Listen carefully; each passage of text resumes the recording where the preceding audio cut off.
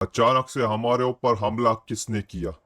ये सारे के सारे तो बेहोश हो गए या मर गए पता नहीं।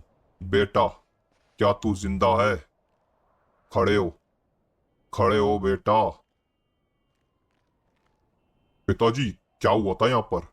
पता नहीं बेटा, किसी ने हमारे ऊपर हमला किया। क्या ये सारे के सारे मर चुके हैं? खाल बेटा, खाल, क्या तू मर चुका है? लगता है कि ये सारे के सारे मर चुके हैं या फिर बेहोश हो गए हैं। क्या ये सब क्या था पिताजी? हमारे ऊपर हमला हुआ था क्या? हाँ हाँ, लगता है कि तेरे सारे के सारे दोस्त मर चुके हैं या तेरी तरह ही बेहोश हो गए। लेकिन यहाँ पर सोचने वाली एक बात है कि मुझे जैन ओमनी मास्टर दिखाई नहीं दे रहे। ये बात तो आप बिल्कुल सही कह रहे हो। जेनोमनी मास्टर तो मुझे भी दिखाई नहीं दे रहे। ये अरे, नहीं नहीं नहीं, मर नहीं सकते इतना जब मैं ही नहीं मरा। हाँ, सारे के सारे ठीक है भाई। खड़े हो, खड़े हो जल्दी। तुम्हें पता भी है जेनोमनी मास्टर यहाँ से गायब है। लगता है एक एक करके सबको उठाना पड़ेगा। ये सारे के सारे ठीक तो हैं? नारुतो, वजीटा, गोकू, खड़े हो। और पॉल, क्या हुआ था? ये ब्लास्ट बहुत बड़ा था वो। साइतामा, खड़े होना यार। गोजो, जल्दी खड़े हो। अरे यार, ये क्या था? किसी ने हमारे ऊपर हमला किया था। हाँ बिल्कुल सही, हमारे ऊपर हमला किया था। और देखो, जेनोमनी मास्टर गायब है। ऐसा कैसे हो सकता है? कौन था वो कायर जिसने हमारे ऊपर पीछे से हमला करा? सामने से हिम्मत नहीं थी क्या? वजीटा, यही तो हमें नहीं पता, लेकिन जेनोमनी मास्टर किधर गायब हो गए? और जिसने हमारे ऊपर हमला किया था वो भी हमारा दुश्मन कौन था? लेकिन कैसे पता चलेगा अब किधर गए ये दोनों के दोनों? मुझे तो लगता है पॉल के जेनोमनी मास्टर्स को जरूर मार रहे होंगे कहीं ना कहीं। यहाँ नहीं तो किसी दूसरे प्लेनेट पर, या फिर किसी दूसरे मल्टीवर्स में। अपने मल्टीवर्स को छोड़कर इतनी आसानी से नहीं जाएंगे जेनोमनी मास्टर। अगर दुश्मन उनके मल्टीवर्स में आता है तभी मारना चाहिए। किसी और मल्टीवर्स में जाना कोई खतरे से खाली नहीं है गोकू। मुझे नहीं लगता कि जेनोमनी मास्टर ने ऐसा कुछ किया होगा। लेकिन इतना तो सच है कि जिसने भी हमारे ऊपर हमला किया वो कोई दुश्मन हमारा ज्यादा ही खतरनाक था, क्योंकि हम सारे के सारे 1 मिनट के अंदर अंदर बेहोश हो गए। हेल मेकर, ये बात तो बिल्कुल सही है, लेकिन था कौन अभी तो हमें नहीं पता। लेकिन जो हमारे लिए इम्पोर्टेंट है वो ये है कि जेनोमनी मास्टर किधर गायब हो गए। भाई, क्या वो ठीक तो है ना? जेनोमनी मास्टर को क्या होगा? बल्कि मुझे तो लगता है गोकू बिल्कुल सही कह रहा है। जेनोमनी मास्टर जरूर उसको ही कहीं ना कहीं मार रहे होंगे, और अभी तक तो मार भी दिया होगा। वापस आते ही होंगे। अगर ऐसी बात है तो क्या हमें उनका वेट करना चाहिए? किसी को जेनोमनी मास्टर सेंस हो रहे हैं क्या? नहीं, यही तो दिक्कत है कि सेंस ही नहीं हो रहे जेनोमनी मास्टर किधर है। अबे भाई, मुझे भी सेंस नहीं हो रहे हैं। क्या सीन है ये? किधर चले गए जेनोमनी मास्टर? कहीं वो ठीक तो है ना? और ये दुश्मन कौन था हमारा, इसके बारे में भी नहीं पता। अचानक से पीछे से आके हमला कर गया। लेकिन गॉड होने का फायदा है कि ये गाइस देख रहे हो, मेरे ग्लासेस उतरे नहीं भाई। इतना बड़ा ब्लास्ट हुआ मेरे ऊपर और अभी तक ग्लासेस पहन के रखे मैंने। बेटा, जैनो मास्टर गायब है और तू अपने ग्लासेस की बात कर रहा है। सॉरी पिताजी, सॉरी। वो तो बस मैं बता रहा था, लेकिन अभी जेनोमनी मास्टर को कोई क्या ही कर सकता है। बल्कि जो भी दुश्मन उनसे टकराएगा वही मौत के मुंह में खुद जाएगा। तो फिर ज्यादा चांसेस यही है कि जेनोमनी मास्टर जो है वो हमारे दुश्मन, या फिर जो कोई भी था, ये जोन सा भी दुश्मन जिसने हमारे ऊपर अटैक किया, उसको कहीं ना कहीं खत्म कर रहे हैं या कर चुके हैं। आते ही होंगे। हमें वेट करना चाहिए जेनोमनी मास्टर का। और रही बात दूसरी, किसी ने देखा क्या वो दुश्मन कौन था? अरे, यही तो दिक्कत हुई पॉल। अचानक से हमला कर गया वो, हमें तो पता ही नहीं था। हम तो अपनी बातें कर रहे थे और हमने उसको सेंस भी नहीं किया। इसका मतलब वो छुपा हुआ था जानबूझ के। उसकी चाल ही यही थी कि वो हमारे ऊपर छुप के हमला करे। इसलिए हम में से कोई भी उसको देख नहीं पाया कि वो था कौन। शिट यार गाइस, ये तो बहुत बड़ी दिक्कत हो गई। हम में से किसी ने भी नहीं देखा कि वो दुश्मन कौन था आखिरकार। इतनी मजाल, पीछे से हमला करता है। बेटा, एक बार मिल जाए तो बताएं इसको।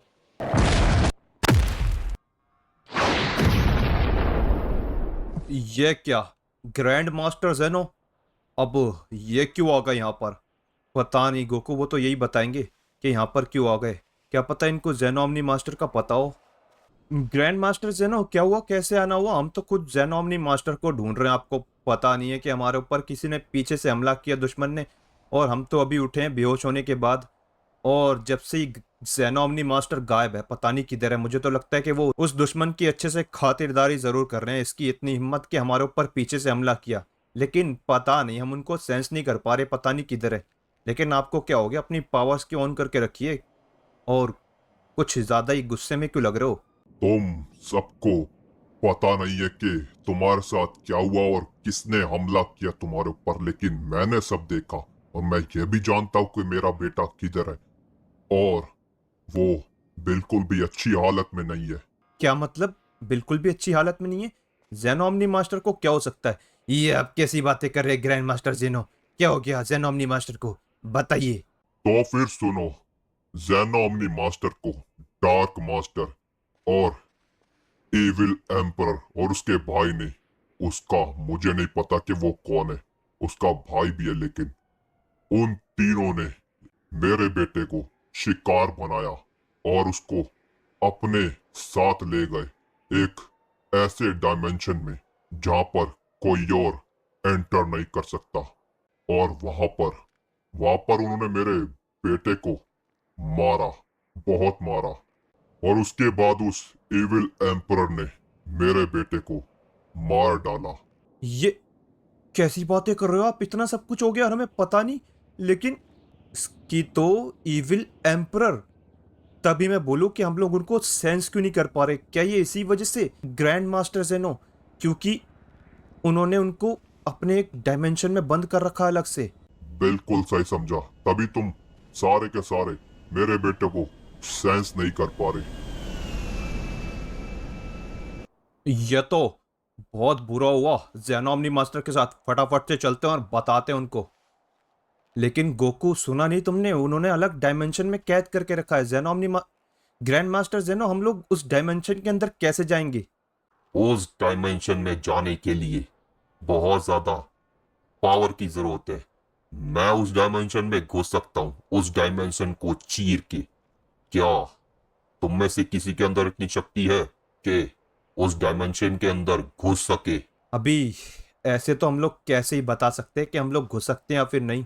मुझे नहीं लगता कि तुम में से कोई भी उस डायमेंशन के अंदर एंटर कर सकता है। इसलिए मुझे खुद जाना होगा अकेले, क्योंकि सिर्फ मैं ही उस डायमेंशन के अंदर घुस सकता हूँ। लेकिन ग्रैंड मास्टर जेनो, अगर आपको कुछ हो गया तो? ऐसे हम आपको अकेले नहीं जाने दे सकते। कुछ तो कीजिए जिससे जिससे हम भी उस डायमेंशन में घुस सके। मेरे पिताजी मेरे ख्याल से हमें उस डायमेंशन में जरूर अंदर लेके जा सकते हैं। लेकिन फिर भी अगर तुम सब जाओगे भी तो वो तीनों के तीनों बहुत ज्यादा शक्तिशाली है। तुम सब मारे जा सकते हो, आराम से खत्म कर सकते हैं तुम्हें। इसलिए तुम्हारे लिए ये बहुत ही बड़े खतरे की बात है। और रही बात मेरी, मैं तुम सबको बचा नहीं सकता क्योंकि वो तीन है। ग्रैंड मास्टर जेनो, ये खतरा और हमारी जान खतरे में, ये बात तो हम कितनी पीछे छोड़ के आ गए हैं। अब तो हमें बिल्कुल डर ही नहीं लगता।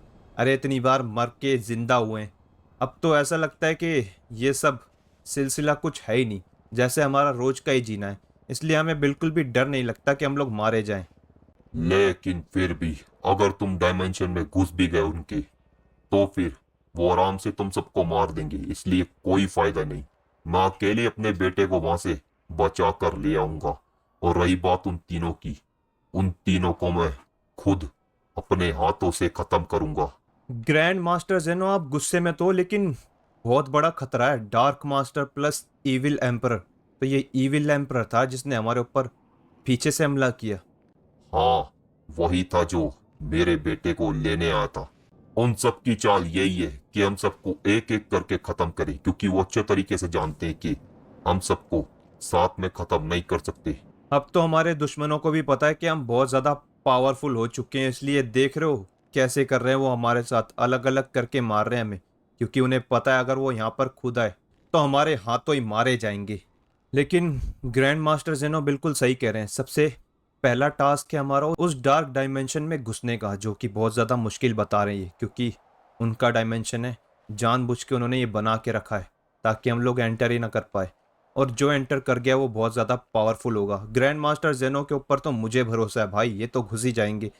और रही बात, नहीं, मेरी आर्मी नहीं घुस सकती, लेकिन मैं ज़रूर घुस सकता हूँ जब हमने डेथ गॉड को मार रखा है और जब मेरे पिताजी लाइफ गॉड है। हाँ गाइज सुनो, इस बार तुम लोग को रिस्क लेने की कोई ज़रूरत नहीं है, क्योंकि ग्रैंड मास्टर जेनो के साथ मैं, मेरे पिताजी और मेरा भाई जाएंगे। ये तुम कैसी बातें कर रहे हो पॉल? हम तुम सबको कैसे अकेला छोड़ सकते हैं? अकेला छोड़ने वाली बात नहीं है गोकू, समझा करो, क्योंकि वैसे भी जाना कोई फायदा नहीं है, वैसे भी तुम सब मारे जाओगे। वो इविल एम्परर बहुत ज़्यादा पावरफुल होगा और डार्क मास्टर तो है ही। इसका मतलब डार्क मास्टर जब लास्ट टाइम भागा था तो वो इविल एम्परर के पास गया। अब पता नहीं वो इविल एम्परर ने इसको बुलाया या फिर ये खुद गया। इसलिए गाइज रिस्क लेने की कोई ज़रूरत नहीं है। मेरे पिताजी, मैं और ग्रैंड मास्टर जेनो और मेरा भाई, हम चारों के चारों काफ़ी हैं, क्योंकि हम चारों अभी सबसे ज़्यादा पावरफुल है। इसलिए हम चारों जाएंगे और उस डार्क डायमेंशन में घुस के उस एविल एम्परर और उसका जो भी भाई है और साथ ही साथ उस डार्क मास्टर को इस बार ज़रूर ख़त्म करेंगे। मुझे लगता है इस शुभ काम में तुम्हें मेरी जरूरत जरूर पड़ेगी। अभी ये किसकी आवाज़ है? पीछे देखो पॉल। अबे भाई, ये क्या? लाइट फादर, क्या सरप्राइज दिया है मुझे। खुशी आप हमारा साथ देने आ गए, लेकिन आपको पता है ना कि वो डार्क मास्टर है और आप लाइट फादर हैं। आप उसके मुकाबले पावरफुल नहीं हो, इसलिए बेकार में ही आपकी जान को खतरा है। मैं जानता हूँ वो मेरे से ज्यादा शक्तिशाली है, लेकिन मैं तुम्हें वहां पर डार्क डायमेंशन के अंदर उसको लाइट में बदलने में जरूर मदद कर सकता हूँ, ताकि तुम लोग आराम से उस डार्क मास्टर को मार सको। ये बात तो बिल्कुल सही की।